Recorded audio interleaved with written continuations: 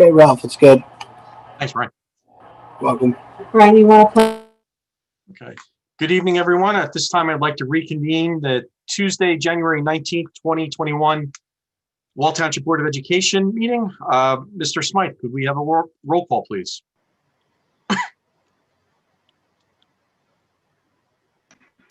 Yes, Mr. Gartz. Here. Mr. Hall. I'm here. Ms. Hodnett. Here. Mr. Krupa. Yeah. Mr. Nasser. Here. Mr. Sanfilippo. Here. Ms. Stites. Here. Mr. Wondrak. Here. Thank you. And Mr. Adenizia. Here. Okay, thank you, Mr. Smythe. So we do not have any special presentations this evening, so we will move ahead to number 8, our student representative report. And I'd like to welcome Ms. Sergio, Wall High School principal. Thank you for joining us this evening. And Isabella, are you ready? Yes. Thank you, Dr. Handerham, Mr. Adenizio, and the Board of Education members. Since last Wednesday, January 13th, the high school has pivoted to all virtual learning until Wednesday, January 27th. Students have adjusted once again and continue to log on to their classes each day for instruction. Students and staff remain hopeful that we can return to our hybrid schedule and possibly finish the year with everyone back in the building. As for extracurricular activities, there once again has been few to no activities due to restrictions of COVID. Clubs hold their meetings virtually while volunteer work is limited to outside of school. I am proud to report that even though our students cannot perform community service in school, they're doing so outside of school. For example, a fellow senior and a member of the National Honor Society, Kyle Pettit, partnered with the Boys and Girls Club of Monmouth County and is coordinating a PPE and school supplies drive for members of the club. Our advisors and student leaders are looking into holding after-school in-person club activities since a lot of students are no longer interested in virtual meetings.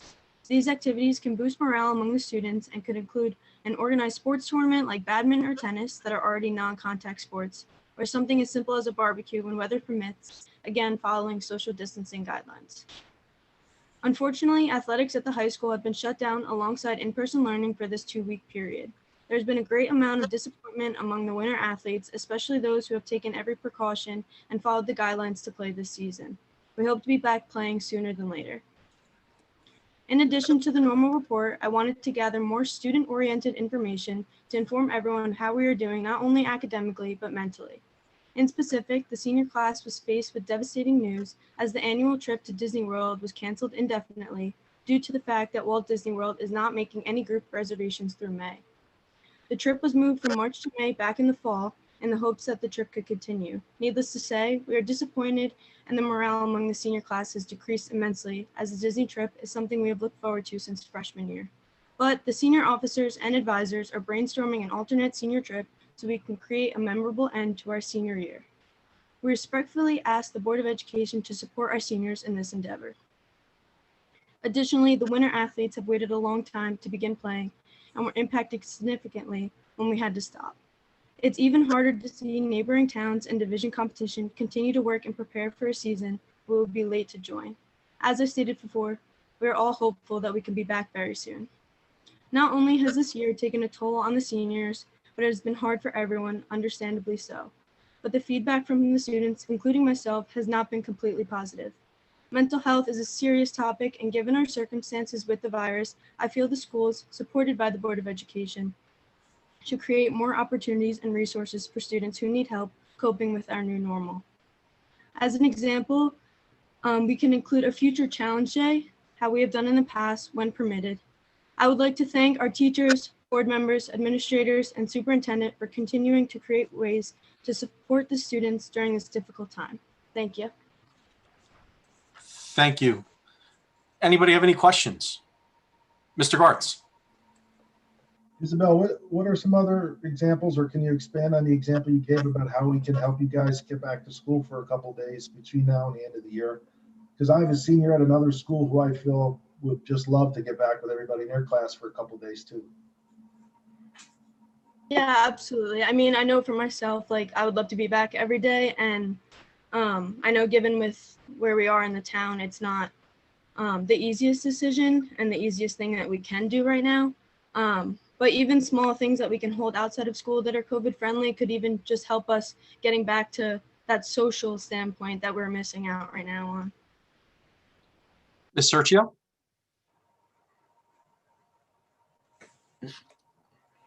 Thank you. Can you hear me, Ralph? Yes. Thank you. I just wanted to take a minute to thank Izzy for her report tonight and for representing the voice of our students, particularly our senior class. You know, I know this has been a very difficult year for our students as we navigate through the COVID-19 pandemic. And I want Izzy to know that I empathize with her feelings, and I will continue to support her and the students at Wall High School through the coming months. I also wanted to take this opportunity to congratulate you, Izzy. I just found out this exciting news late this afternoon on a special recognition. Every winter, an outstanding female athlete from each New Jersey high school is honored in a statewide award ceremony on National Girls and Women in Sports Day. This year's ceremony will be held virtually on February 3rd. I am pleased to announce that Izzy Casillas has been selected as Wall High School's recipient for 2021. I am so proud of all of the hard work and dedication that Izzy puts forth in everything that she does. She is an excellent role model for our students and especially our student athletes. Congratulations, Izzy, and thank you for proudly representing our high school athletic program. I'm very proud of you. Thank you so much. Thank you. Congratulations. Did anybody else have any questions, comments? Seeing none, I just want you to know, Izzy, that, you know, we as a board certainly, I mean, our goal is to get the students back into school full time whenever it's safe. And unfortunately, you know, every day we deal with it, and, you know, we get emails from parents that have concerns, you know, on both sides. They don't think kids should be in school, and then there's parents that believe we should be in school full time every day. You know, we're taking our guidance from the health department because this is what their specialty is. And certainly, you know, when we get that opening where we can get everybody back in school and it's safe, we will certainly take advantage of it, because, you know, senior year is a special time, high school is a special time, and we certainly don't want you to miss out on the experiences that unfortunately you are missing out on to a certain extent. So just know that we're all rooting for you guys, and we will do whatever we can to make sure that happens. So thank you for joining us. I guess maybe you have some virtual homework to do, possibly. So feel free to take care of that. So we appreciate it, and we look forward to seeing you again. Thank you. Thank you. President. Take care. Bye. All right. Okay. Number 9, we will recognize the Wall High School Students of the Month for 9th grade, Nellie Bianchi, 10th grade, Carly Hayward, 11th grade, Andrew Fisher, and 12th grade, Kyle Pettit. And then Knights of the Week for 10th grade, Kian Nucharome. 12th grade is Benjamin Teagar. 12th grade, Michael Matthews. And 12th grade, Zachary Lichter. Congratulations to all those students for their hard work that they put in. Okay. Number 10, Superintendent's Report. Dr. Handerham? Okay. First of all, I would like to thank Principal Sergio, and of course, I'd like to thank Isabel Casillas for coming out here and really sharing with us where the class of 2021 really is rooted right now. And I do wish to extend my support to the senior class. I know as a former high school principal how important that senior year is. So I look forward to hearing about all the different ideas, and I look forward to some creative solutions. So thank you so much for coming out tonight. And I would like to express a happy belated New Year, and I'll get started. Each year, superintendents are required to report out on data pertaining to school violence and vandalism that occurred during a designated time period. The school violence and vandalism reporting categories include confirmed HIBs, or harassment, intimidation, and bullying. That is the definition of a HIB. Acts of violence, vandalism, weapons, and incidents involving substance abuse. During the time period 1, that speaks to September 1st through December 31st, 2020.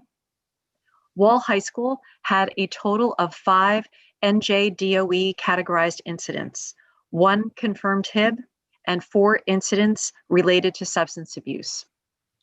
Allenwood School had a total of 1 New Jersey Department of Education categorized incident, and the specifics is it was 1 confirmed HIB. Central School had no incidents. Old Mill School had no incidents. West Belmar School had no incidents, and Wall Intermediate School had no incidents.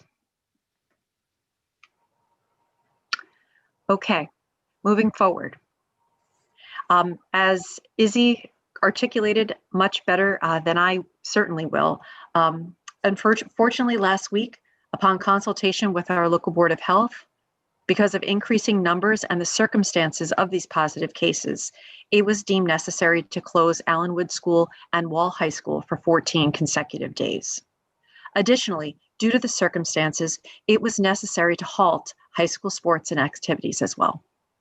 Temporarily suspending in-person curricular and extracurricular programming is never an easy decision. It is one that I do not take lightly.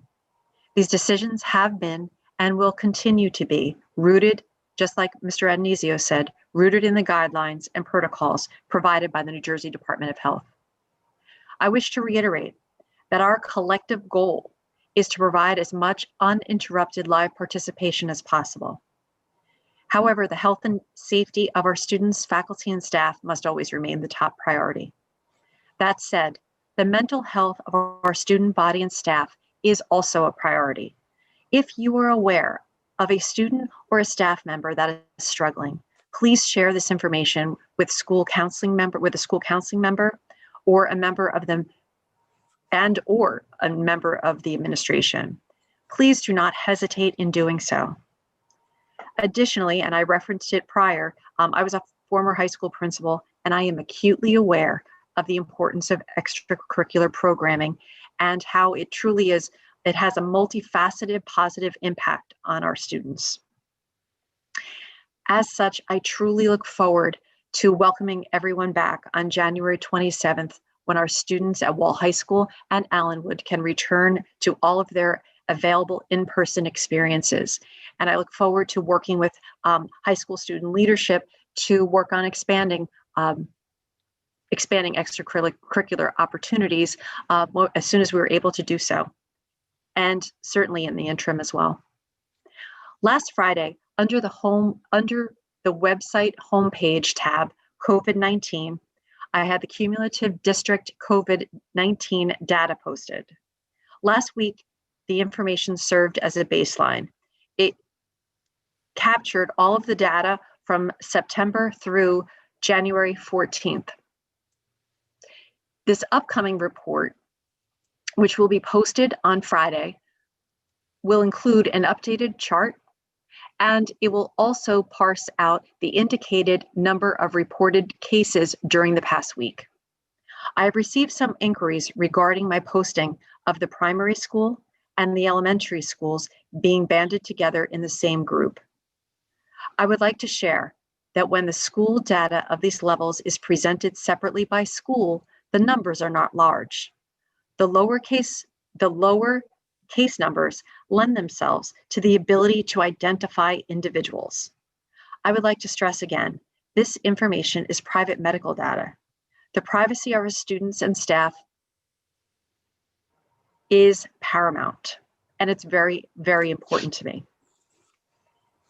The collective pre-K through 5 numbers, when they reach a point collectively, when the information is not identifying, I will post these numbers I truly hope that our numbers don't reach the point where I feel it is safe. I'm looking forward to seeing the numbers come down. I'm looking forward to leaving the orange region and returning to the yellow so we can expand our offerings and we can provide our kids with more opportunities and our staff with more opportunities as well. Since the reporting last week, when we posted it on the website, we have received 2 more reported cases. This brings the district's total to 161 total cases, along with 5 presumed positives. 121 total students testing positive and 40 staff members. At the high school, we have 64 students, 3 presumed positives, and 7 staff members. At the intermediate school, we have 24 students, 2 presumed positives, and 7 staff members. Pre-K through 5th grade, we have 33 students and 20 staff members. Other district employees make up 6. Again, this week, the New Jersey Department of Health has indicated that we are once again in the orange, at the orange level. And with the orange level, there are increased and very strict protocols that the district must follow. And I would like to thank our administrators, our school nurses, and our staff for doing an amazing job with reaching out to the families, providing resources, and all of their contact tracing efforts so that our students and that our staff can come to a workplace where they feel safe. So with that, I hope that everyone is safe. I hope that everyone is well. And thank you for your time. Mr. Adonisio? Thank you, Dr. Yoder. Okay, we don't have any board of education updates. Is there some backfeed?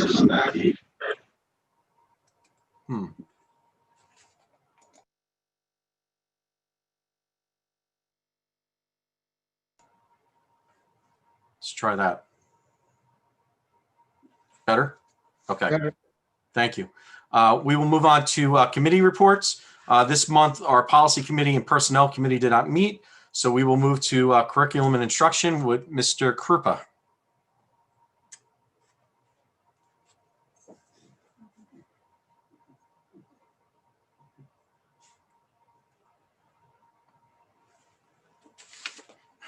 Can you hear me? Yeah. Yep, we got you. It's difficult looking on the screen here at the minutes at the same time. So the committee report was attached to the agenda, or rather in the folder for the Board of Ed members. There were 4 items on the agenda. We had welcomed our new interim assistant superintendent of curriculum, Dr. Randa. She's there. At that meeting, Dr. Handerhan introduced her to the members of the committee, gave an overview of her career and professional activities, and a synopsis of what has been done so far in the district. It's only been a few days, was provided. And there were meetings with supervisors, and they discussed a variety of issues, including culture change theory. There's school tours. There was a review of the district's management systems, programs, grant review, and is starting. And she's currently working with Dr. Handerhan to look at the organizational chart as well. The reopening plan, we had an update today with regards to numbers and the situation in the state and for our local district. This is still something which we're keeping on our radar. And as soon as things improve, we're hoping to increase the amount of in-person instruction for students, as Dr. Handerhan said. That's our goal. Budget was also discussed. There were some interesting things with regards to approach where they would be developing the budget with stakeholders' input and collectively so, as opposed to doing it apart. Principal, district business administrator, the interim superintendent, facilities managers, director of technology, and superintendent will all be bringing that together, and then reviewing it, have that initial meeting. After they find out their state numbers and other information that's important to the development of the budget, they'll go back, that same group, which is a good approach in my opinion. A lot of the time there's a disconnect. Instruction progress, they're calling it, discussion. And this was something which the members of the committee expressed concern about. It's on the radar with regards to obviously the gaps that could occur or may occur and are being seen all across the country. And so there is going to be further planning and development by Dr. Handerhan and Dr. Rondo, working with the stakeholders, the administrators and the teachers to develop plans that will hopefully meet the needs of our students.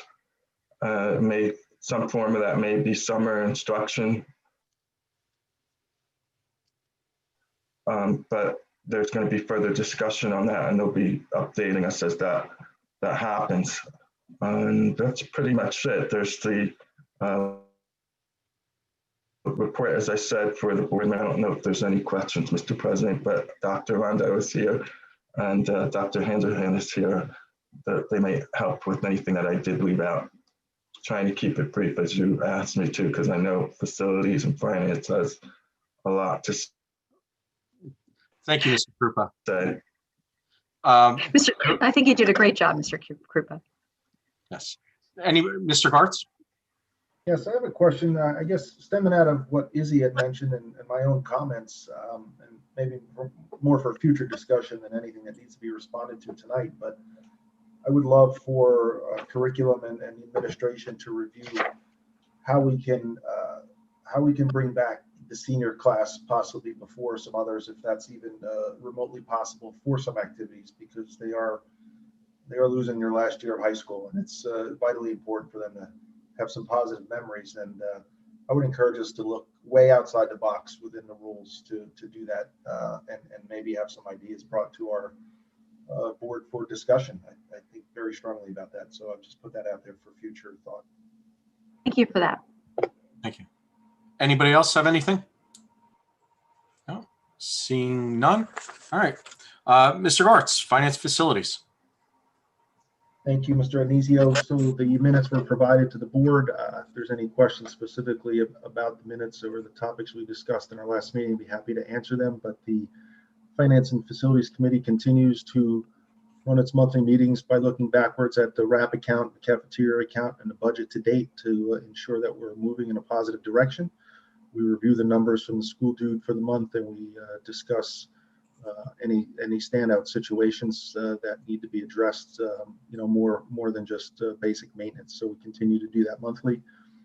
We deal with updates to the budget and changes to the budget as necessary to remedy any current circumstances, whether it be with equipment or facilities issues that have popped up, or just responding to the needs of the district based on the COVID expectations that we have to meet. And then one of our strategic thoughts every month is to continue to look at our debt service, where we go in the future, and in the near term, we'll be getting into budget season soon. So I encourage our board members to prepare themselves for that. That starts just here in the next couple of weeks.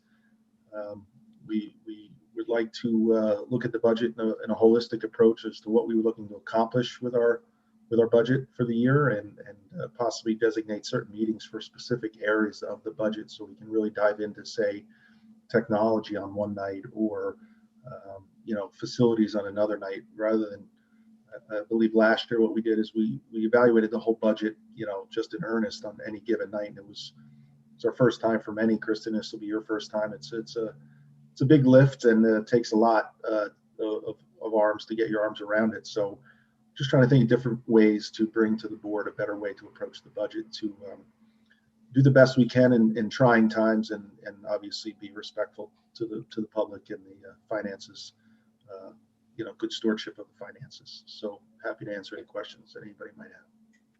Thank you, Mr. Gartz. Anybody have any questions? Seeing none. Thank you, Mr. Gartz. This point, we will move on to number 13, public comment on agenda items. Mr. Scarillo, did you have something?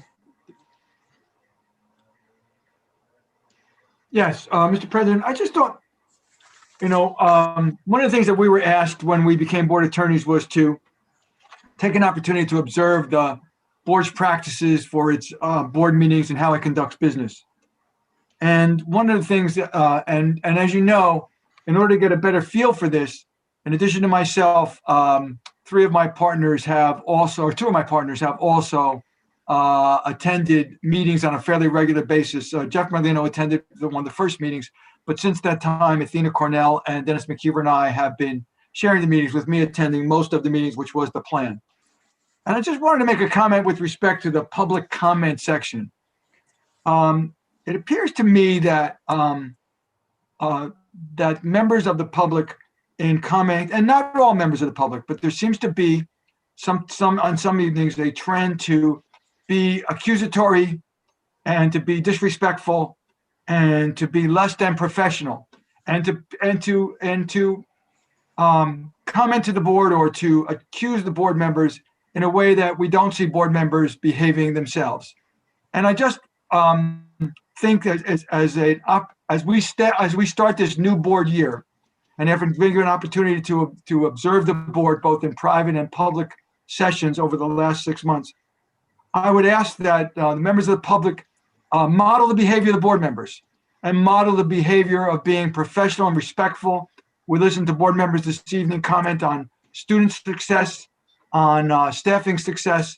And so perhaps we can begin this new board year by committing ourselves to a respectful public discourse and not be accusatory or be borderline defaming or slanderous in our public comments to board members, and start in a way that creates a less than respectful tone in the conversation.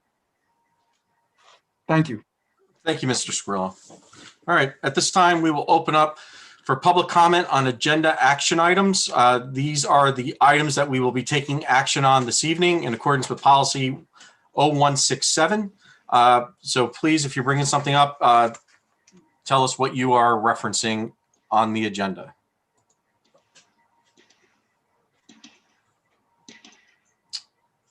I just put my hand up. I just wanted to see if anybody else. This is Betsy Cross. I live in Wall. Just taking a look.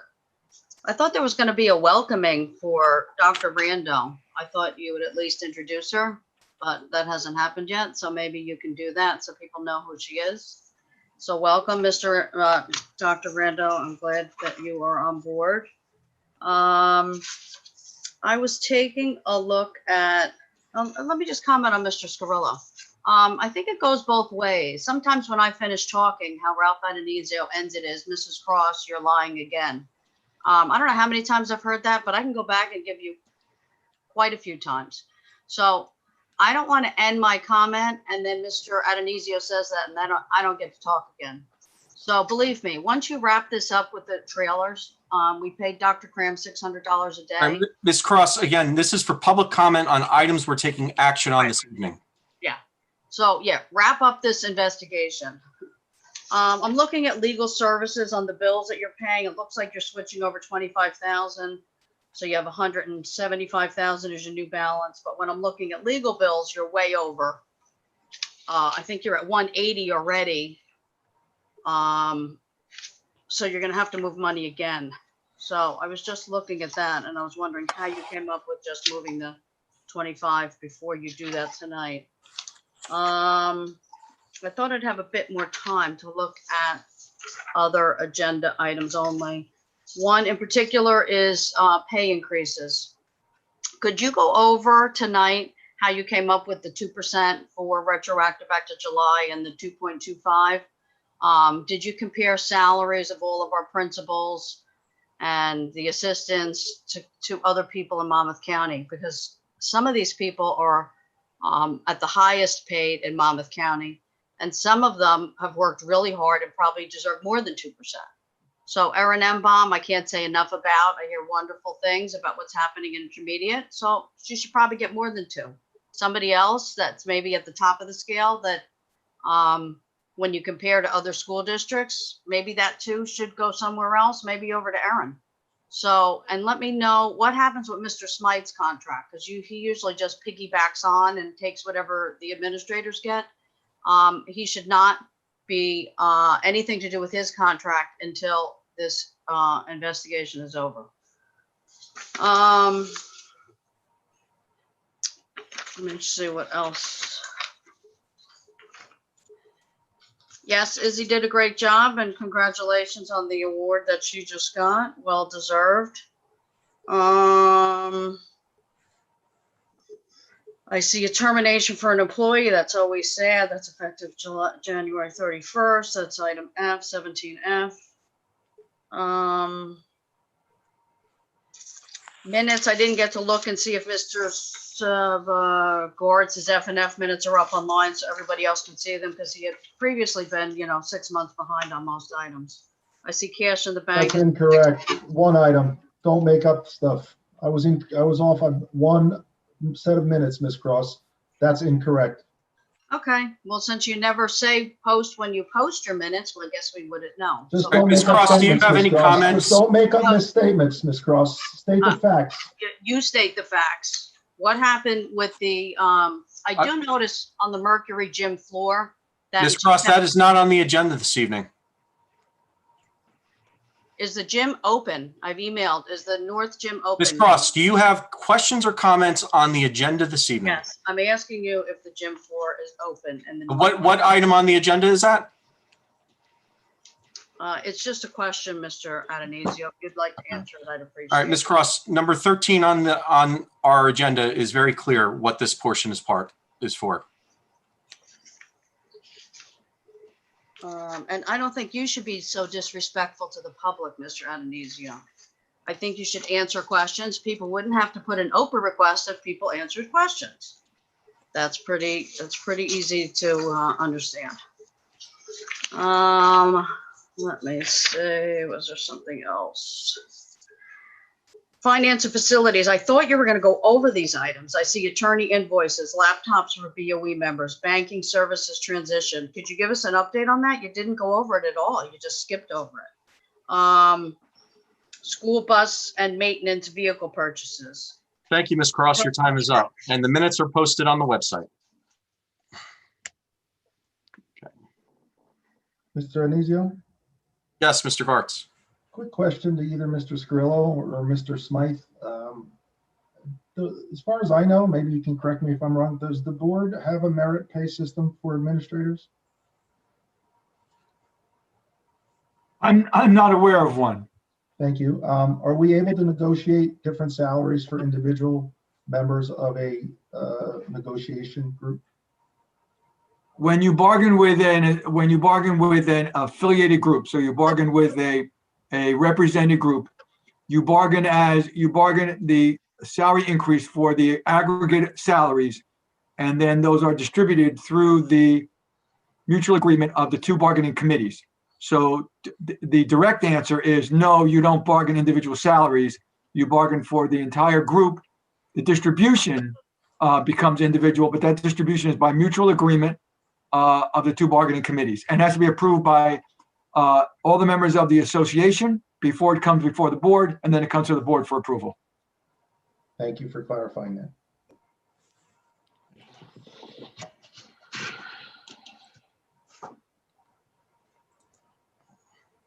Hello, Mike Cortese. I have 2 children in the district.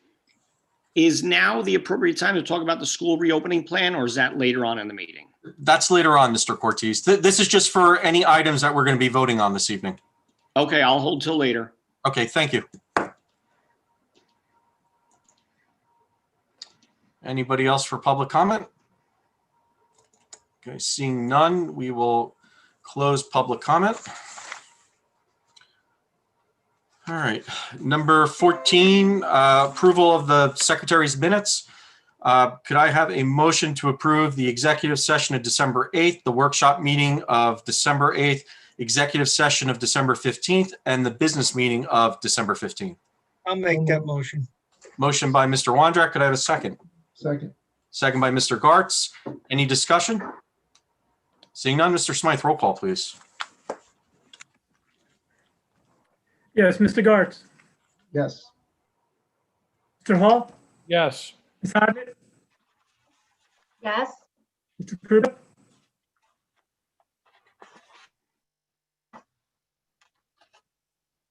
Did you hear me? Yes. yeah, thank you. Mr. Nasser, Yes. Mr. Sanfilippo, Yes. Ms. Stites, Mr. Wondrak, Yes. and Mr. Adenizio. Yes. Thank you. All right, policies. We don't have any first readings this evening, but we do have second readings. So recommend approval for the following policies: 2431, Regulation 2431.01, 2464, 6470.01, Regulation 6470.01, 7440, and Regulation 7440. Could I have a motion on that? I'll make that motion. Motion by Mr. Hall, second. I'll second. Second by Ms. Stites.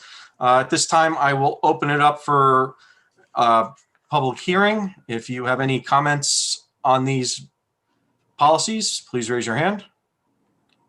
Seeing none, we will close public comment. Any discussion by board? Questions, comments?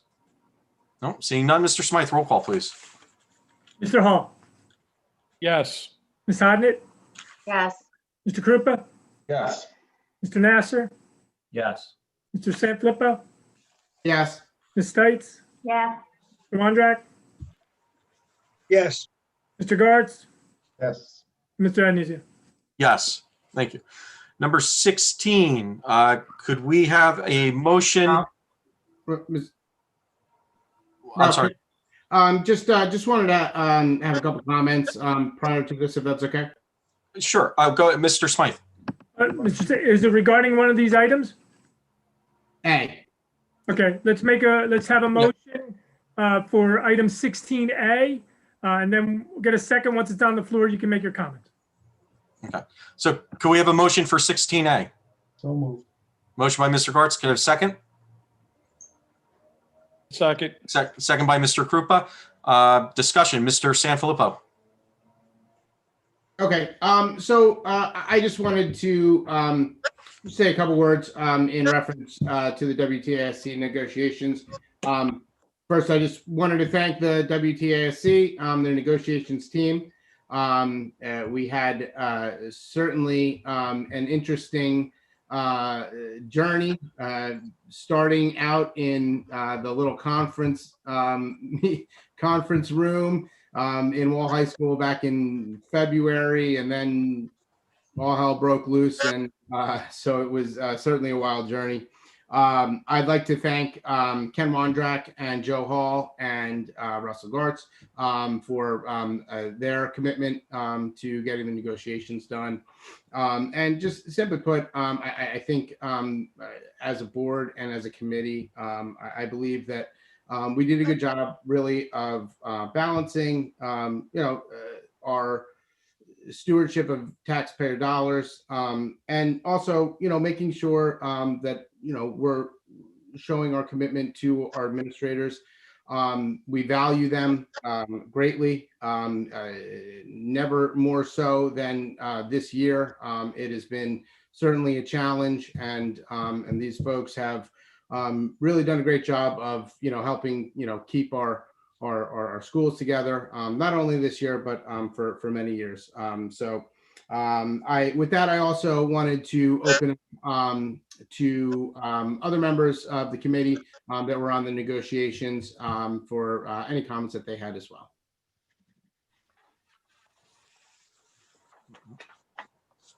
Yeah, I would just say that, the negotiations with the, is always a difficult situation.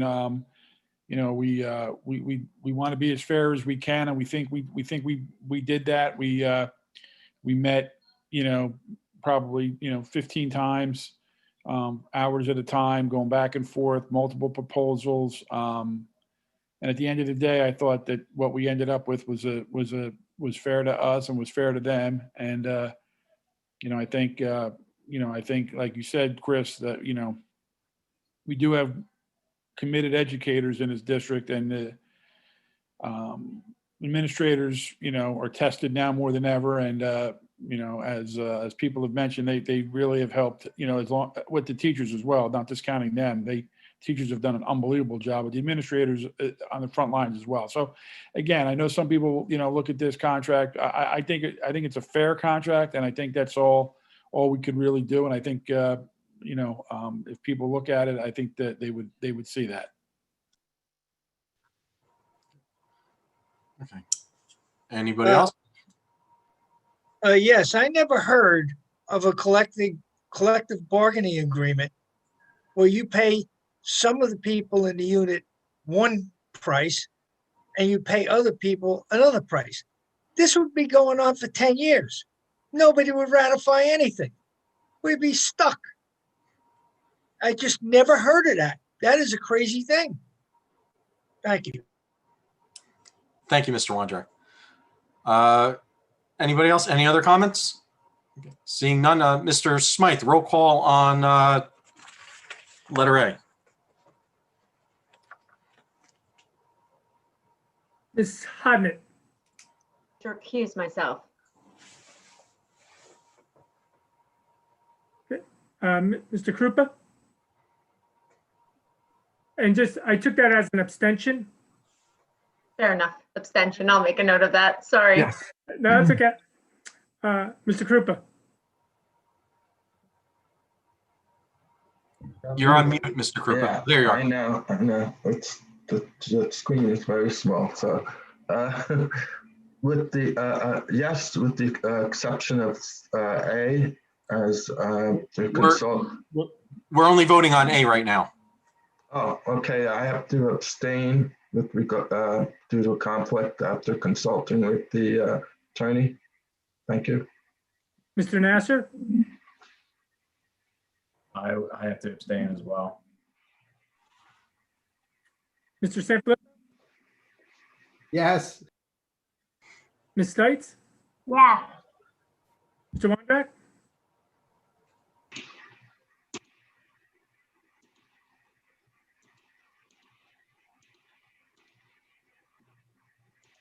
Hold up a sign, Kenny. Yes. Thank you. Mr. Gartz? Yes. Mr. Hall? Yes. Mr. Adenizio? I will abstain as well. I have a family member that works in district. Okay. So could we now have a motion on letters B, C, and D under 16? Hold on. Did Christine get to vote on that? Yes. You did? I missed that. I'm sorry. Okay, I apologize. Stay in your moved, lane, Ralph. Chris. So moved, Ralph. I thought we weren't going to have enough people for the vote for a second. No, you got it. Okay. I was counting. So we have a motion by Mr. Gartz. Can we have a second, please? I'll second. Second by Mr. Nazar. Any questions, comments? I have a comment, Mr. President. I spoke to Dr. Handerhan about the equity report, and she informed me, just so the other board members are aware too, that this is part of a multi-year project that was started by the previous administration. I just want to make that clear because there is something that has been in progress and have to continue until its end, from what I understand. Okay. Thank you, Mr. Krupa. Okay. Mr. Smythe, roll call, please. Mr. Krupa? Yes. Mr. Nasser? Yes. Mr. Sanfilippo? Yes. Ms. Stites? Yeah. Mr. Wondrak? Yes. Mr. Gartz? Yes. Mr. Hall? Yes. Ms. Hodnett? Yes. And Mr. Agnizio? I'm going to abstain from B and C because I have a family member that's in the district, and I'm not sure if C would fall under that, but I will vote yes to D. Thank you. Number 17, Superintendent's Report. Dr. Handerham. You're on mute. Thank you. I would like a motion by consent agenda to approve under the superintendent's agenda items A through I. Motion by Mr. Gartz, second. Second. Second by Mr. Sanfilippo. Any questions or comments? Seeing none, Mr. Smythe, roll call, please. Mr. Nasser? Yes. Thank you. Mr. Sanfilippo? Yes. Ms. Stites? Yes. Mr. Wondrak? yes, Mr. Gartz? Yes. Mr. Hall? Yes. Ms. Hodnett? Yes. Mr. Krupa?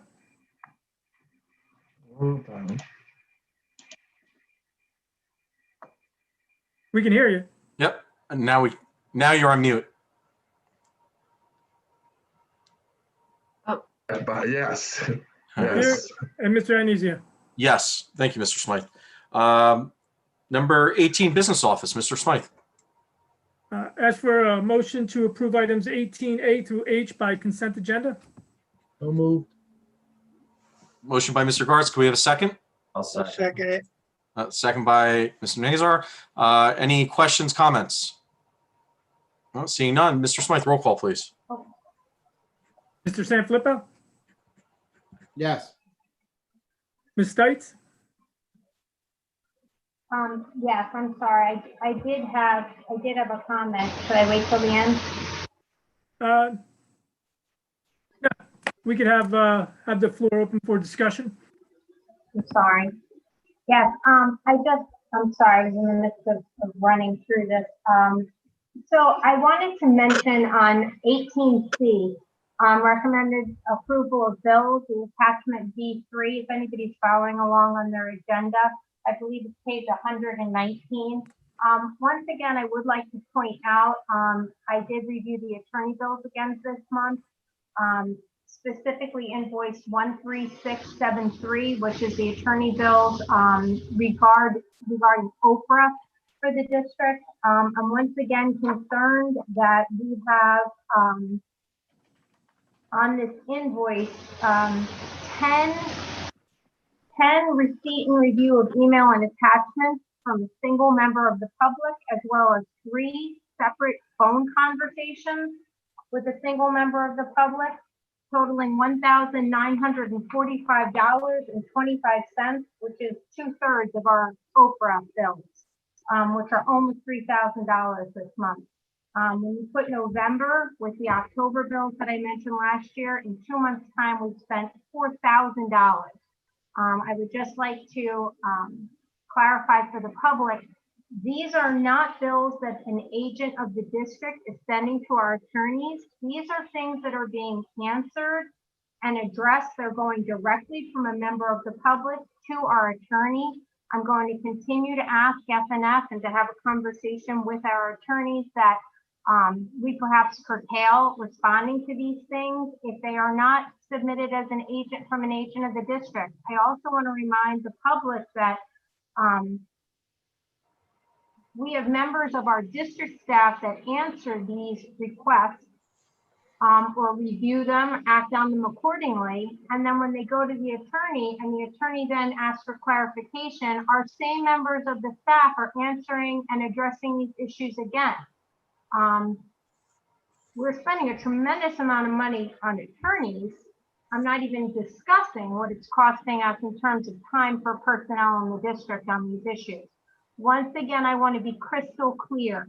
This district belongs to everyone as far as I'm concerned, and I don't dispute people asking questions. But I don't know that it needs to cost us thousands of dollars in Oprah requests every year. This keeps going on month after month after month. We're looking at spending $24,000 a year on Oprah. And that seems to be excessive to me. And I'm in the process of finding out and doing comparisons of what other districts pay their attorneys for these Oprah fees. But we have to come up with a way for this to stop. I want to be collaborative with the public. We want to be cooperative, but I don't see where this is getting us anywhere. So I have an issue with these attorney bills. Again, thank you. Yeah, can I jump in? Can I jump in, Ralph? Sure, Yeah, Mr. Hall. I have a question, and maybe, and we, just maybe to understand the process better. So am I to understand, and Christine, we've had this talk before. So am I to understand that anybody, can just pick up the phone or send an email to our attorney, ask him a question, and then that attorney would answer that question and then bill us? Because this isn't like information that was being sought out for the trailer investigation. That's a separate line item. So those kind of interactions between the public and the attorney were solicited. We said, call the attorney. If you have information, please reach out. That's something that we want you to do. But if a member of the public just sends a random email, and the attorney opens it and then goes to about doing whatever he does with that email, and then his time is billed to the district. I don't know how we're on the hook for that, to be quite honest, sir. I just think that, and unless you were told by somebody to do it, to respond to them, which I don't know. Again, like Christine, I'm a little uncomfortable as well. But again, I don't know what the practice is and how it goes about and what our responsibilities lie and what you can do going forward to kind of minimize this.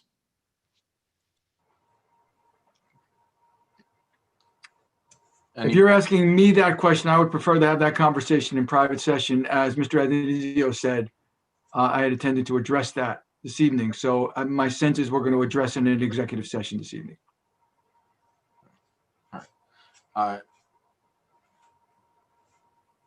Was Mr. Krupa? Am I unmuted? Yeah. Yes. So, I don't want to belabor this, but I think it's also something that we could talk about and a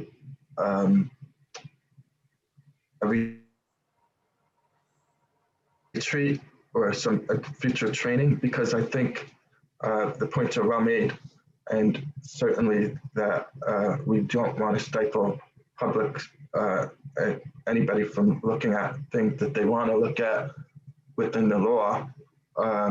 But maybe there is a better, method to do this. I mentioned Pat that at one of the trainings that school board had, there was a vendor. I know that's not always a objective word, but they had a program that seemed to automate the process. I just want to mention that, but I do want to defer to the attorney's advice to do this further, but it could also be in executive session, but it could also be part of our retreat plans or training for the board. Okay, thank you. Anybody else, anything? Seeing none, Mr. Smythe, roll call, please. You're on mute. Because there was so much discussion, I'm going to start over. So Mr. Sanfilippo. Yes. Thank you. Ms. Stites? Yes. Mr. Wondrak? Yes. Mr. Guards? Yes. Mr. Hall? Yes. Ms. Hodnett? Yes, but I'll abstain from item 18C as it pertains to me. Thank you. Mr. Krupa? Yes. Thank you. Mr. Nasser? Yes. And Mr. Addisio? Yes. Thank you. Thank you. Okay. This time we will open up for public comment on any school district matters.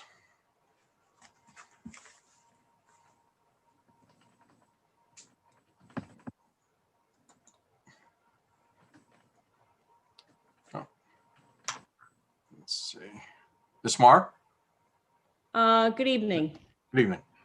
I have two items, if I may. One of them is, I just wanted to tell everyone how happy 20 plus paraprofessionals were last Friday when they were paid and they purchased the new health benefit insurance and only were charged 1.7% of their salary. I had people crying that they were so happy because it wasn't until they saw that amount come out of their pay, they really believed that they could afford health insurance coming through the district. And we still await an answer on our part-time lunch paraprofessionals being able to also enjoy that benefit. That was number one. Number two, we just found out this afternoon. Let me start with Dr. Handerhan has been working with Director of Emergency Management to get our staff vaccinated. And I guess we aren't exactly at the beginning of the queue, but there is conversation, which is great. What we found out today is Freehold Regional School District starts getting vaccinated this Thursday, next Thursday. Half of their population will be vaccinated next Monday. Half of their population will be vaccinated on Thursday. That is 650 people on Monday and 650 people on Thursday. They are going and getting this done at Center State. So I'm just wondering if we should pivot to a different plan and possibly think that joining with Jersey Shore might be a quicker way to get vaccinated as opposed to trying to do that in our schools with the Department of Health. So thank you. Thank you.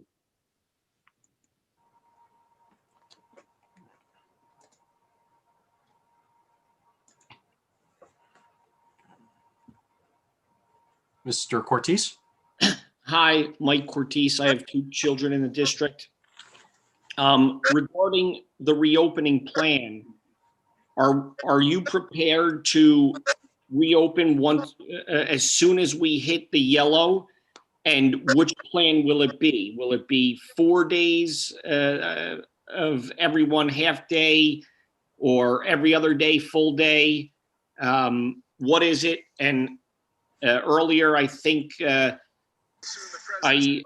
the senior representative talked about how hard it is for seniors.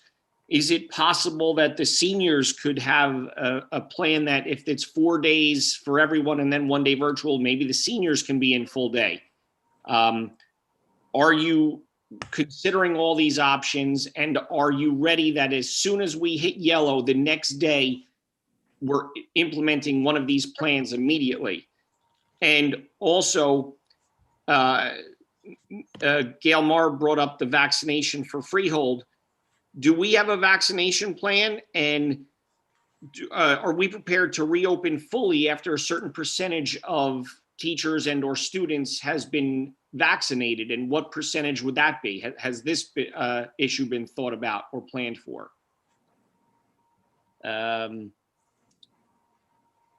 That's it for now. Thank you. Can I get an Good answer? Well, at the end, we'll get to some of these questions.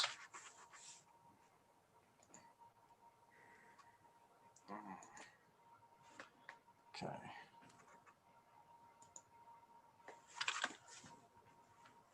Betsy Cross.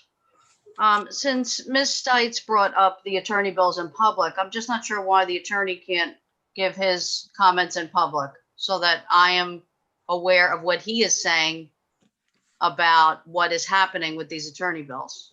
Why would it be discussed in executive session? That just doesn't even make any sense.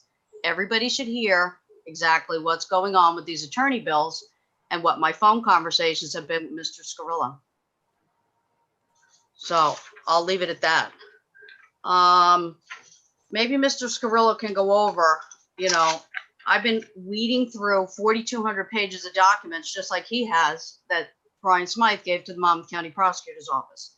What I'm finding is there are documents that Mr. Smythe did not give to the Monmouth County Prosecutor's Office that he should have. And one of them is the Growth and Development Committee meeting minutes of April 4th. And it was very important because it talked about the Central School trailers and buying new trailers. And then there was a little sentence. Ms. Cross, I'm sorry, can you just clarify what year you're referring to the April 4th meeting? 2007. Thank you. You should be aware, Mr. Guards. Oh, I am. It's the public that I'm trying to get informed that doesn't aware of it. Thank you Oh, for okay. I'm clarifying sorry. so much for that. I That's really for the appreciate it. public. Because we bought these trailers and we're trying for 17 months for Mr. Smythe to answer who inspected them. Because if somebody had an address of those trailers and you said, what are they like? Can you come out and look at them? The minute they got there, they would have turned around, got in their car and drove home. They wouldn't have bought them. The new trailers were $227,000 under budget. But for some reason, we bought these filthy, disgusting trailers, maybe from Princeton, because Mr. Smythe still hasn't said 100% that's where they came from. Neither has Mobile Lease. And it seemed like the architect is not sure where they came from. So once these attorney bills started going through the roof, I started making my own phone calls.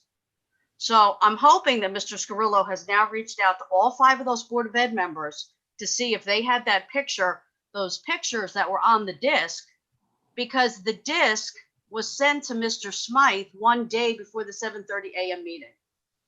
And then there was a 2-hour meeting, and those minutes Mr. Smythe did not give to the Monmouth County Prosecutor's Office. So a lot of my time is spent doing things that I, as a taxpayer, shouldn't be doing. We need answers. We paid Mr. Cram to do an investigation, and it was terrible. I wouldn't be here talking about this if he had done his job, but he didn't. So now we're in this situation. So Mr. Scarillo can go over exactly what we talk about when we're on the phone. So then Ms. Stites can have a better understanding of what is going on.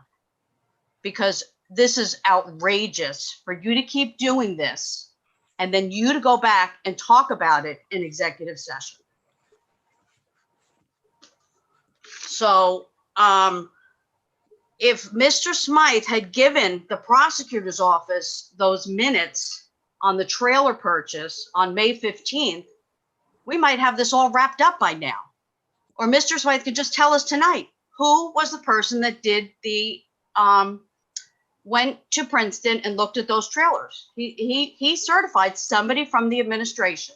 So who was it? And who was it from the architect? Because the architect, Ted Hopkins, told me it was not him. And he's the one that sent him the pictures. So all we want is answers. That's all. And then I won't bring this up ever again. But if we don't get to the truth, I'll keep bringing it up. And we have 1 month left, and Mr. Scarillo should be knocking on those doors of the Board of Ed members, and he has all their names. He knows who they are, and that's what he should have been doing the last couple of weeks. So I know he's been doing interviews, and let's get this wrapped up. This is crazy. Thank you. Is that my 5 minutes? You're And then- close. Okay, the Mercury gym floor. In one of the minutes, it says in 2007, we have got to change the high school gym floor. We have to. And what happens? We never do it until 2011. And then we buy one with Mercury. And then Mr. Guards has a private meeting, doesn't put out minutes for another 6 months. So let's get that investigated at the same time. Because if it was so desperate to change it in 2007, why did you do it in 2011 and put one in with Mercury? Where did the floor come from? Thank you, Ms. Cross. Now your time is up. Ralph, can I say something here? I mean, Sure. with all due respect to Ms. Cross, something that was done in 2007 is 13 years ago. There's not anybody on this board that was remotely here. So you're asking these rhetorical questions that sound like gotcha, like, oh, why did you do this? I don't know why they did it. I have no idea. Call these guys up and ask them why they did that. But they can come on and keep saying it, asking us why we did it. I have no idea. And even in 2011, when they bought a new gym, hey, I was happy. Great new floor. Everything's wonderful. It had Mercury in it, evidently. Like, okay, that's our fault that happened. Like, I don't know what you want us to do about certain things. Mr. Smith 10 years before, and we're there, you're asking it, the accusatory tone is like, we knew something and we didn't do anything. None of us here have a clue about why a board did what a board did.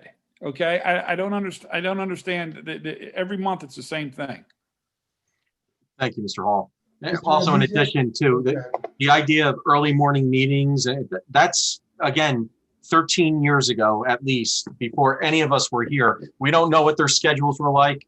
There's been times where boards have met in the morning for emergency reasons. They've met in the middle of the day. They've met at night.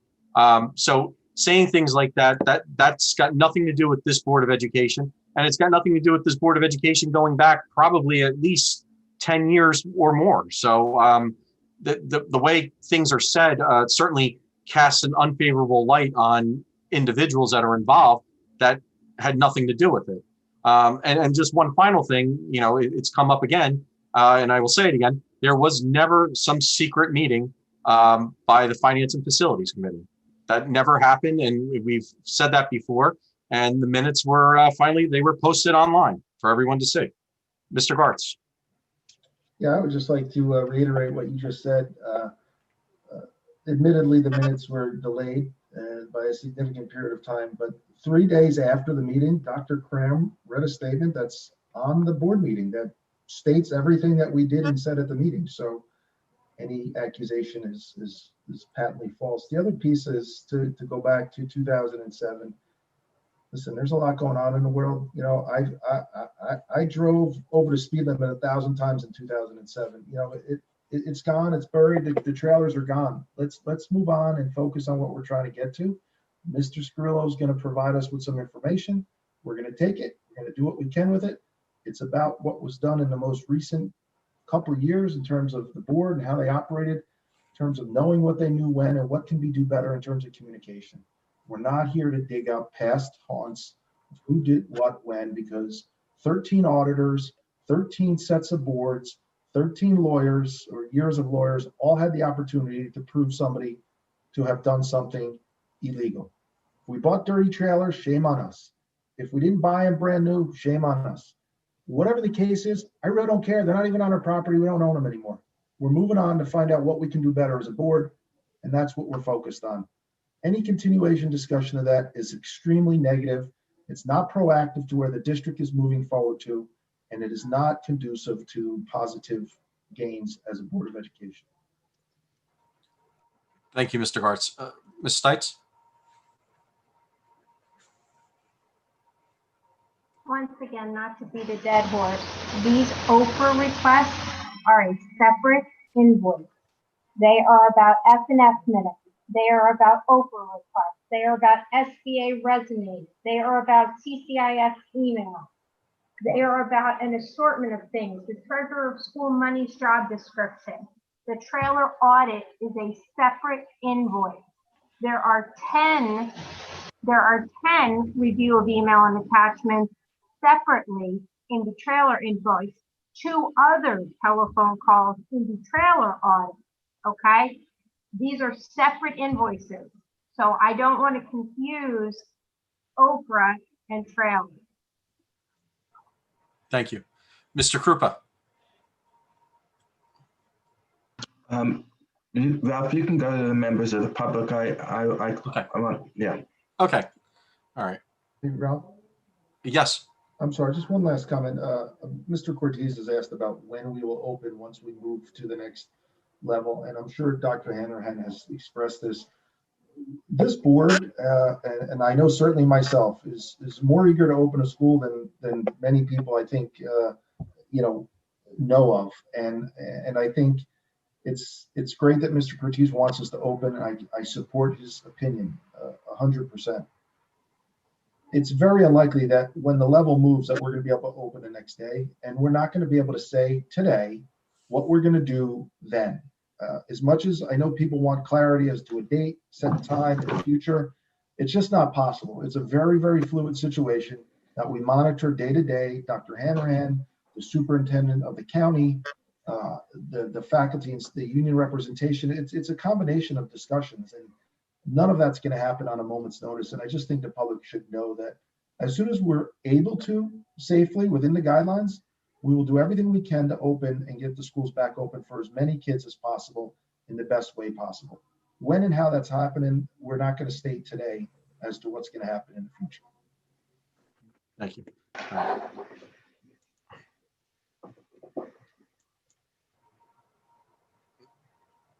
Mr. Fitzgerald?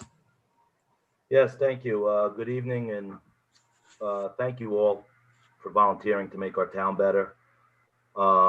Just your name for the record. I'm sorry, sir. Dennis Fitzgerald. I have 2 children that go to school in the district. Thank you.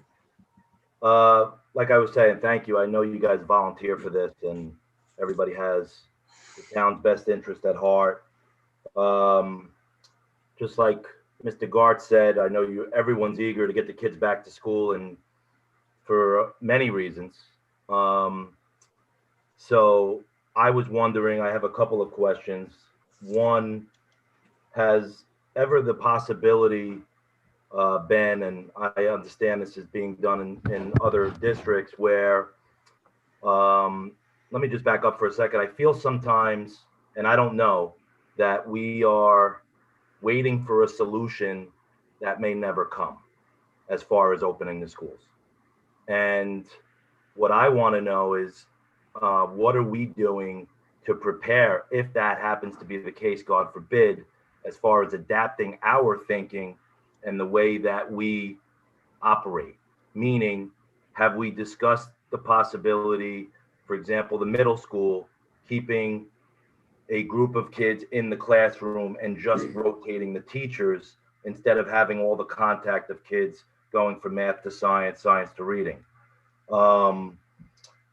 That's one question I had, as far as, maybe the possibility of adapting to where we can get more kids in school.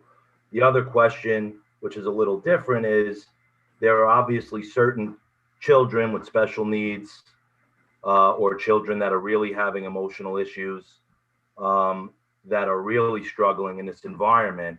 Have we discussed the possibility of getting them into school, and the people that are striving on virtual, maybe them staying virtual, because there are kids that are really struggling?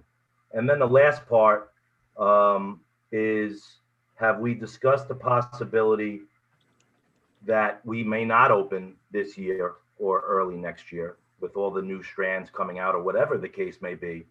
And what have we as a town, as an administration, thought about doing to make the virtual experience more engaging, a full day? There is software and support available to make this a more engaging experience. What my son has experienced is it's a half a day, a lot of stuff he's left to do by himself. The parents have to get involved. I've had to personally sit next to my son, help him, and I have to manage my home and my business and work. And I know I'm not alone in this. So was there ever any discussion of getting support on the virtual platform to make it a full day, number one, and number two, more engaging, so the teachers can teach and the students can learn? Before I'm done with my time, I just want to say the teachers have been awesome. I don't have any, ill will towards you on the board, the administration, or the teachers. Like I said, I really want to believe that everyone is doing their very best, and that's how I felt with the teachers. So thank you. I hope you take my points into consideration. Thank you, Mr. Fitzgerald. Thank you. Thank you.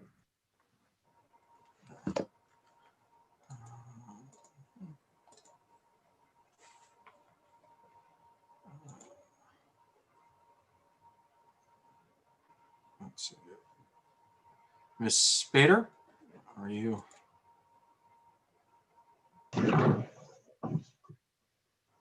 Ms. Spader?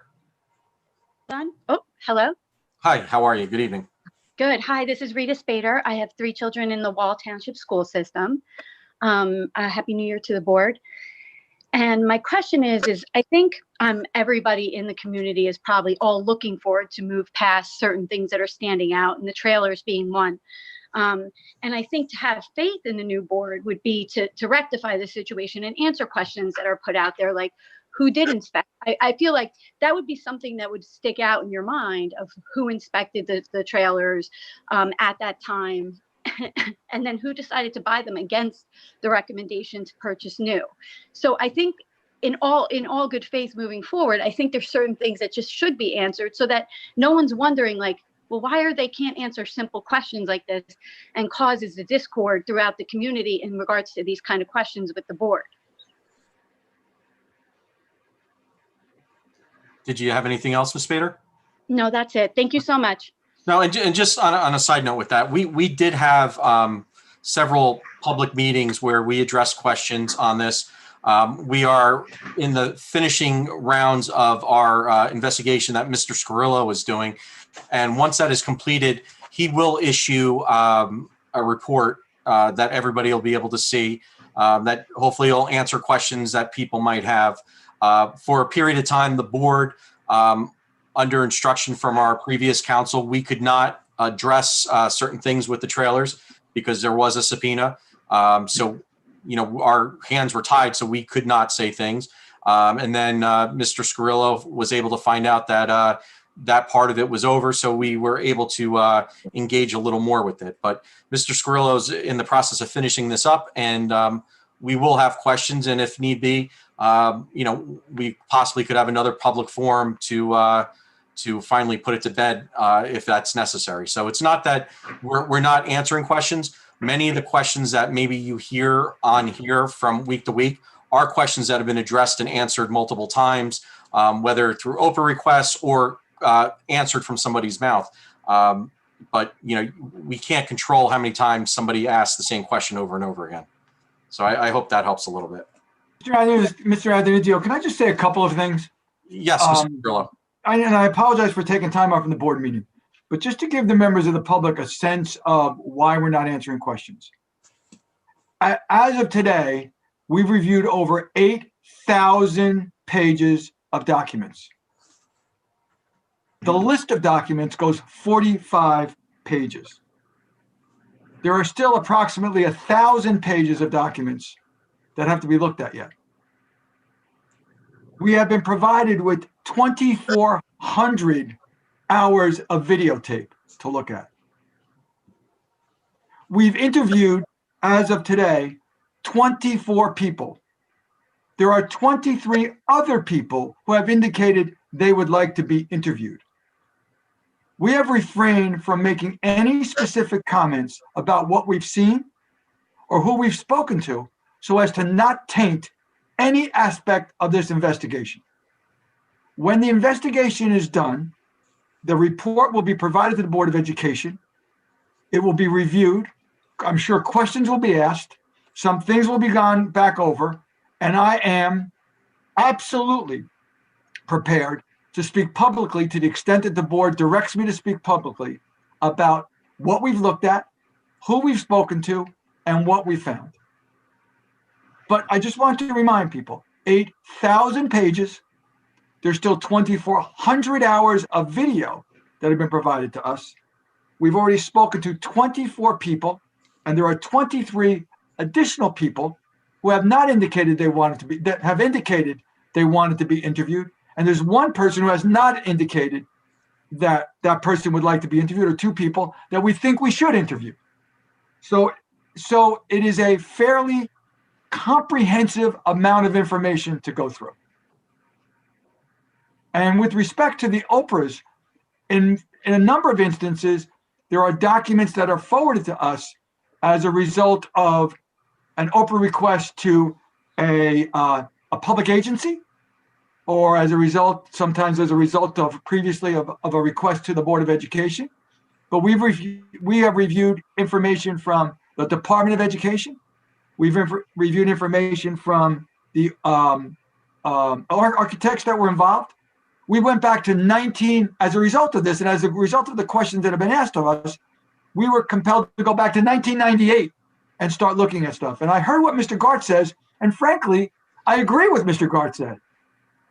We're looking back to 1998 to 2007. Mr. Hall mentioned it, Mr. Gart mentioned it. I think the mention was 13 boards of education. So you're asking folks who are sitting in 2019 and 2020, who were probably not even thinking about being board members in 2007 or 1998, to go back and explain why people in 1998 did something or why people in 2007 did something. But until we're complete, we're not going to answer questions about specificity, because if we interview them, there are at least 23 more people who could be listening tonight who could have their testimony tainted in some way. And I don't think that they would purposely not tell us the truth, but could have their testimony tainted in some way before we talk to them. So that's why you're not hearing from me in some kind of assertive response to some of these questions.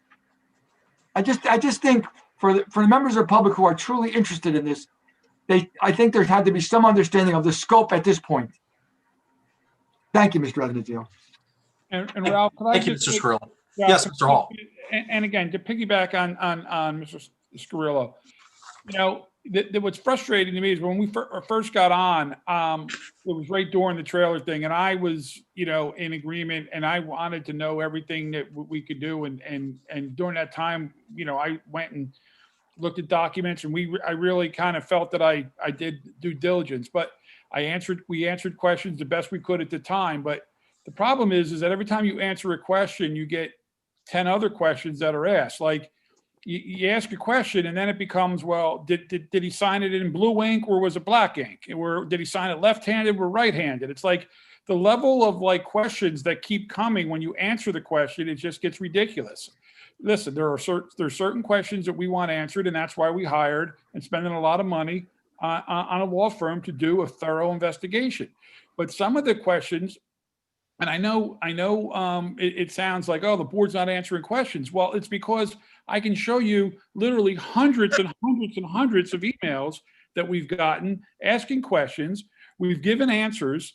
And then like a week later or 2 weeks later, they're asking for something where they change a comma and asking the same question.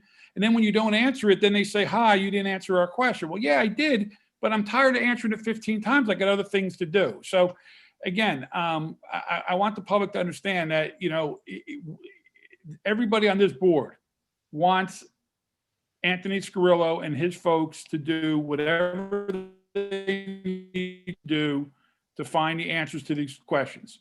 But we as a board are not going to sit here every meeting answering the same questions that we've already answered 3-4 months ago. It's just not productive. And we're trying to worry about our kids in school, and we're worrying about something that happened in 1998, 2007, this and that.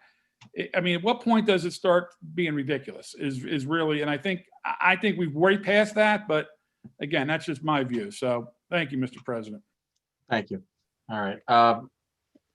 We didn't actually close public comments, so we do have one more. Let's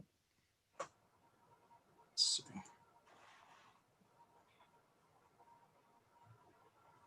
Mr. Sanowski? Hi, good evening. Good evening.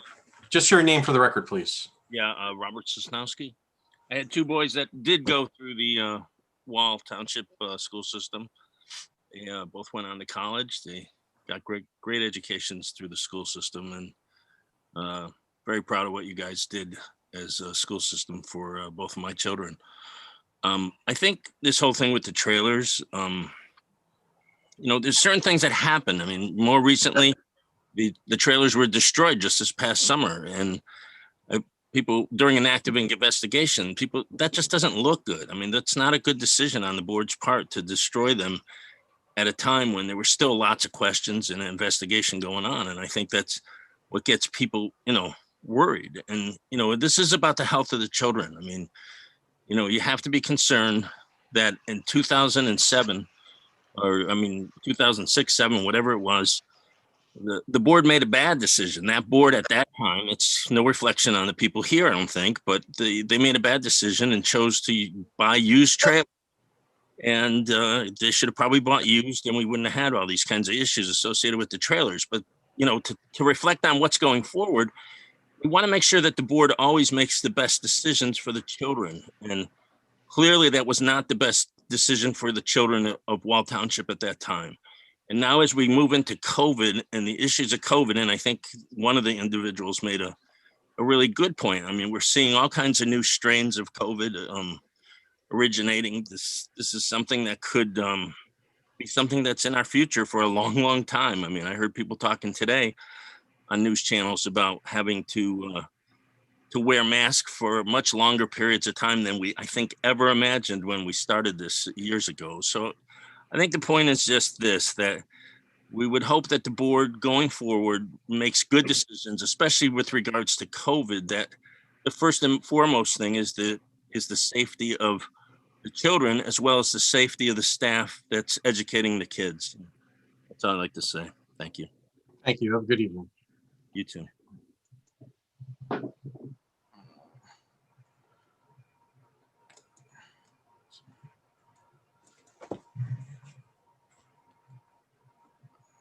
Ms. Rubino?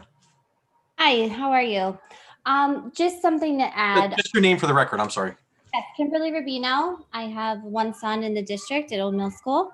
I was just checking in. I had some concerns from the last meeting that our nurses are very spread thin in the district, and I was just following up to see if there was any,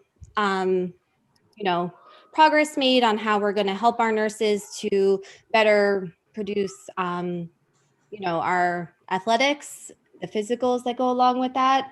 As a nurse myself, I'm just a little worried almost a year into this thing that our schools are not only hindered with this, COVID virus, but we are going to possibly miss something else important. And this goes along with immunizations, our routine lice screenings, just this routine school things that are obviously have taken a back burner during this time, which is totally understandable. But I also want, our district to just use, I think as the previous speaker said, this as a healthcare professional and been in this thing firsthand, this isn't going away. So I feel like we should possibly make movements to potentially have some sort of, healthcare team or panel to make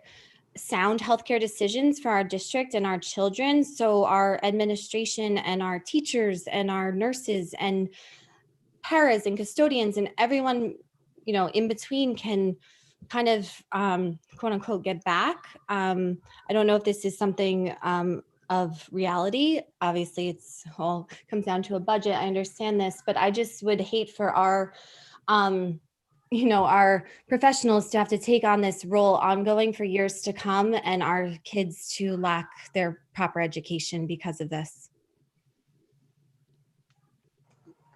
Thank you. And just so you know, maybe 2 meetings ago, we did hire some additional nurses to supplement what we have. And I heard we were waiting for some of their paperwork to come in from the state and get transferred in for them to start out. I'm not sure if exactly they started, but we did start that process to supplement our nurses. So we do have a full staff in that respect. And we do have the different teams at the individual schools to handle the reopening part of it, and they were working on the plans. And I can't remember the exact, what was it? The pandemic response team? Was that what it was called, Dr. Handrahan? Okay. Yep, the PRTs, great job. Yes, that's it. Thank you. So we have been taking those steps, and we are, and maybe since it's not always talked about, it kind of falls on the wayside a little bit, but everybody's still very active in all these decisions. So with that, we will close public comment now. And just really quick, Dr. Handrahan, a couple things. I know we have the school reopening plan, and we talk many times a week about the color coding, and just so the public's aware that we don't control this. When the health department tells us, hey, you have cases that aren't connecting, we can't figure it out, you have to close, we have to close. And the other thing too for the public to be aware of is that the governor's his color coding system, we are actually in a color code that they suggest we close. Not saying that we have to close, they suggest we close, and we're doing everything we can to fight to stay open. And that goes with hiring additional nurses, the plexiglass, and you know, virtual school and everything else that we've been doing. So I don't know, Dr. Handrahan, if, you know, Mr. Cortisa brought up, you know, with the yellow, if we fall back a color code, how long would it take us to implement something? Is that in the plan? Do we have something like that? The plan, the color coding system came out just about the same time as the plan. So it's not referenced in the plan that was submitted this summer. However, I will say that from a practical standpoint, we get the reports that are published by the New Jersey Department of Health every Thursday. They're late in the day Thursday. So we find out where our particular region is. And we also, it's a statewide document, so we find out where all the regions are falling. So that comes out usually 4 o'clock on a Thursday. It's one of the first things I look for every Thursday to see where we are. I actually, it's the former math teacher in me. I collect the data, I look at the trends because it's broken down into different categories. I actually will put this report when we post on Friday. I'll put the week's matching of the map with the color for the colors for the regions, because I think it might be helpful to the public so they can see it in context. But to answer a question that was brought up earlier, because it comes out really after school hours on a Thursday, we won't be able to switch to the very next day. And also we have a different set of challenges at the elementaries versus the intermediate school and high school. So we have 2 different scheduling systems that would require the elementaries in particular. You know, we would have, there's quite a bit that that we would have to tend to. But that said, our principals, they have logistics. In addition, they work with their PRTs, they're working with their faculties, and they've talked out these various scenarios. And, you know, in my conversations with them in our planning sessions, you know, they are ready with short notice to pivot to any of the scenarios that have been outlined before. One scenario that I have not considered addressing, another person that brought this question, is the scenario of not coming back. I have not channeled energies towards that because my energies right now are trying to bring the students back healthy in a very healthy way, and a healthy work environment for students and staff. So it's certainly an interesting point, but you know, that is going to require you know, a different, really truly a different skill set. I'm excited. Ms. Marr tonight mentioned the hot off the press about Freehold Regional School. I'm thrilled to hear that. Rest assured, I'm going to try to get some more details on that, because I've been very actively, you know, working with county health department officials to require, you know, some on-site vaccinations. So I will definitely look out to that. As far as a vaccination plan, that will certainly shape our return plans. So as Mr. Gart said earlier, there are so many variables right now, and certainly the vaccinations is an exciting part of the calculus as we move forward to bring our kids back. We are ready to do so when it's appropriate. There needs to be, you know, certainly discussions at every level, especially now that vaccines are becoming an actual reality and not a dream when we planned the original reopening plan back in the summertime. So these are conversations that I very much look forward to. And I believe, and again, we, with respect to the question regarding where in the intermediate school to keep the children together and rotate the teachers, unfortunately, due to the different needs of student schedules, that was something that we talked about. That was one of our immediate goals, but because of the scheduling needs, that was not something that we could, given the scheduling, really scheduling so many of the scheduling options that our children can benefit from. We were not able to accomplish that. But We have also not discussed, specific students that are thriving in a virtual world. We have not discussed that as an option to lower the numbers. So that's a very interesting way of looking at it that I can certainly explore.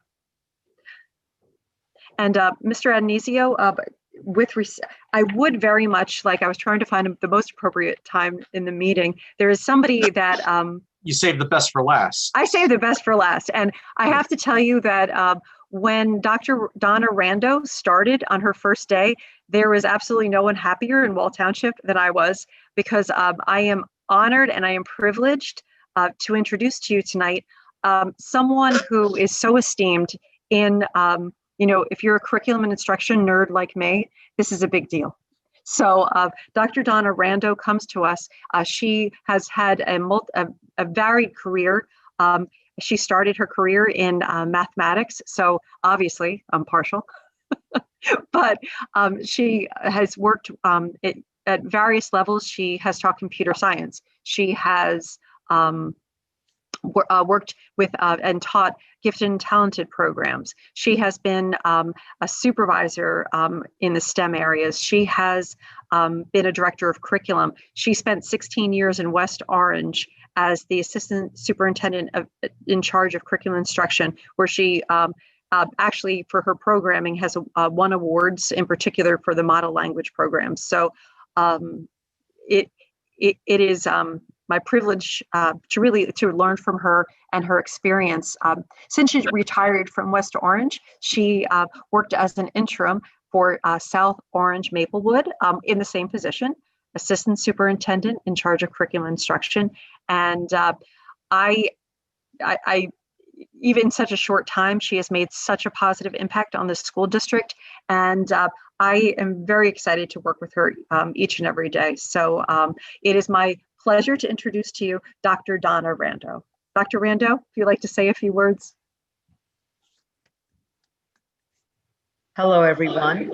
It's my pleasure to be here. I was very excited when I actually saw the ad, and when I first met Tracy, within a few moments, we were speaking to one another on the same in the same language, and it also made me feel very confident to come to Wall Township.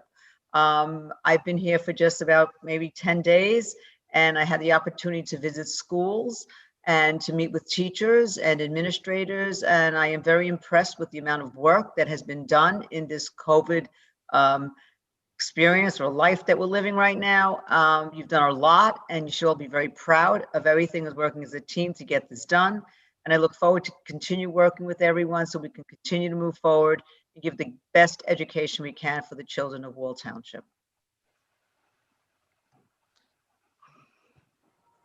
Thank you, Dr. Rando. And I had the opportunity to go in and meet her on one of her very first days, and an absolute pleasure and a wealth of knowledge. So certainly thank you for coming here and helping us as we make some new exciting changes to improve things. So thank you. We appreciate it. My pleasure. Okay, with that, Dr. Hanrahan, did you have anything else this evening? No, I just want to thank obviously everyone that participated tonight, and I do hope that everyone does stay healthy and know that we want to provide the greatest environment for our kids and for our staff, and we're working hard to doing that. Thank you. Mr. Smythe, did you have anything that you needed to would like to add? No, I do not. Thank you. Thank you. All right, let me, Mr. Krupa, did you have anything else this evening? Yeah, so I just want to also thank Dr. Rando for coming. I know it's a breath of fresh air in terms of all that was said, but also in the support that is being given to our new leader and to the administrators and teachers in the district. You know, board, we're down a few administrators. We lost our director of instruction. You know, this is all a big deal in our first year of a full board together. We're dealing with a lot, and I think it's important that the public knows and trusts that we are following the code of conduct and ethics that we all want the same thing that have been expressed tonight in terms of what's best for children. But it is the time of COVID, and that has shifted so many things for us. So please be confident in that we will do what we can and what we have to do as we navigate, and Dr. Rondo and Dr. H have said, all of this in a very new way. It's very fluid. To that extent, I want to make it known to the board that there is a workshop that's coming up in February that if all of us go, that's great. If some of us go, that's great, with regards to chief school administrator evaluation. So here's an example of how we do what's best in just one area. And there's so many areas that we as a board have to prepare for. So, rest assured that I feel confident with this administrative group, me speaking to Andy Krupa as a board member, the teachers, the staff in the building, the administrators, that we're doing what is expected of us. And that as we build this team, superintendent and board, we're going to get better and better. And just look at this. I mean, we're not even able to be together, and we're doing everything that we are. So I just wanted to boost everybody up. In another regard, I know there was some concern about the inauguration tomorrow, and we have such great presence in our security of the schools, and also from what I've seen, different from the districts that I've lived in and I've served in. The police in this town are just really great about keeping our kids safe too, and not just the school security officers and the staff in the buildings. I know there were concerns about that, but I don't know if anything additionally has been talked about or if it's even necessary to be said. But I do want the members of the public that have reached out to us to know that everything that you send to us, especially those that come with solutions, it's looked at, because there's only, my dad always said, 2 heads are better than 1, even if they are both cabbage. So that's a coal miner. So there you go. Thank you, Mr. Krupa. Mr. Wondrak, did you have anything else? Yes, I just wanted to mention that we were put in this zone, this yellow-orange zone. I don't know if everybody knows this, but we're grouped, Monmouth County, with Union County, Middlesex County, and Mercer County. How they ever came to this bureaucratic decision, I'll never know. That's one thing. The second thing is the governor changes things every 2 weeks. It's very hard for the educational professionals to keep up with these people. And just when you get there and you have a plan, because people ask, do you have a plan for this? Do you have a plan for that? Just when you get there, all of a sudden you have 5 more COVID cases. And we're just forgetting to talk about COVID. And COVID, the mark of COVID is that it's so variable and it's so difficult, and keeping people safe, especially the staff.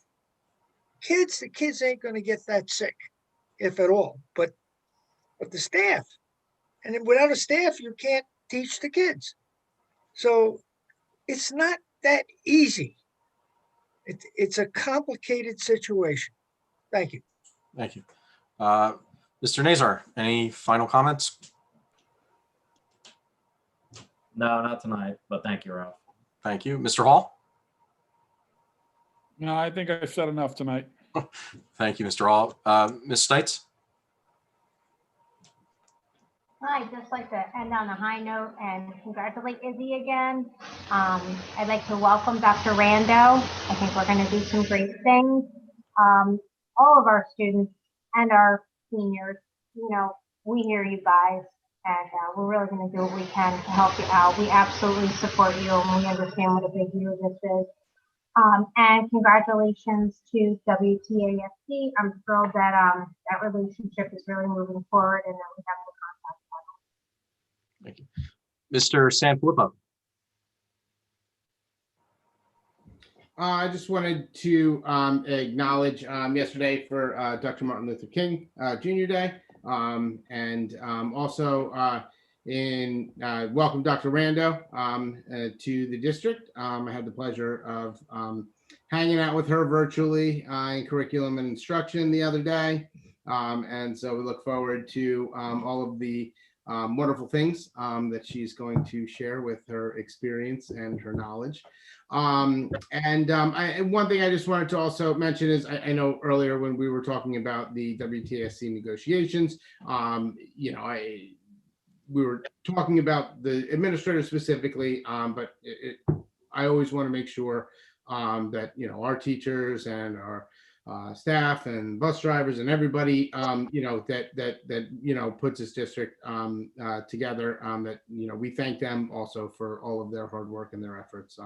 Something that honestly, it can't be said enough. It really can't. There's a lot of folks out there putting their best foot forward, and working hard through some very difficult and trying times. And, we want to thank them again. And that's all. Thank you. Thank you. Mrs. Hodnett. I just wanted to echo the welcomes to Dr. Rando. It was wonderful to work with you on the Curriculum and Instruction Committee virtually. And I wanted to thank the public for showing up and continuing to support us and encourage us and talk with us. I think that this board is going to continue to move in the right direction. Wall's a really big town and it has a lot of diverse needs. And part of our job is to think of how to make our schools the safest and the most inclusive so our students and teachers and staff continue to feel successful and productive. So I'm looking forward to the year ahead, and I think we'll continue to build those good relations as we move forward. Thank you. Mr. Gartz. I was just going to say, I feel duped by Dr. Hanrahan. She told us that Dr. Rando had previously brought her districts through a worldwide pandemic before, and that's why we were hiring her. So I feel very disappointed right now. Thank you. With that, I would like to wish everybody stay healthy. And, as a district, we will continue to fight the good fight to stay open and make sure everybody's doing it safely. So with that, now we need a motion to go back into executive session for letters A and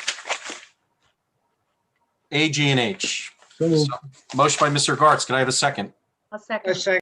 Second by Ms. Hodnett. All in favor? Aye. Okay. Aye. We will come back to close the meeting officially, but we will not be taking any action. So if the public does not wish to stay, they do not have to. No action will be taken when we come back out. We will only be closing the meeting. Okay. Mr. Clayton, you can stop the live feed now. Thank you.